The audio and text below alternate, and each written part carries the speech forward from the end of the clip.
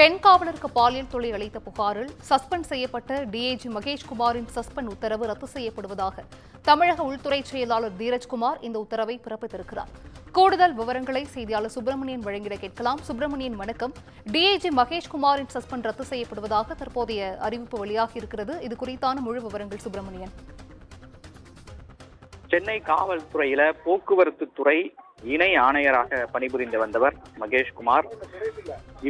IPS அதிகாரியாக இருந்தார். அது மட்டுமல்லாமல் இவர் மீது பெண் காவலர் ஒருவர் பாலியல் புகார் அளித்திருந்தார். அந்த புகாரின் அடிப்படையில் அவரை தமிழக உள்துறை சஸ்பெண்ட் செய்து உத்தரவிட்டிருந்தது. மேலும் அந்த புகார் தொடர்பாக உரிய விசாரணை நடத்தும்படி விசாகா கமிட்டிக்கு உத்தரவிடப்பட்டிருந்தது. அதன் அடிப்படையில் விசாகா கமிட்டி இது தொடர்பாக விசாரணை நடத்தியது. இந்த நிலையில் அவர் மீது அளிக்கப்பட்ட புகாரை பெண் காவலர், அதாவது போக்குவரத்தில் இருக்கக்கூடிய பெண் காவலர் அந்த புகாரை சமரசம் மூலமாக தீர்க்கப்பட்டு விட்டதாகவும் அந்த புகாரை வாபஸ் பெறுவதாகவும் அவர் விசாகா கமிட்டியிடம் தெரிவித்திருந்ததாக கூறப்படுகிறது.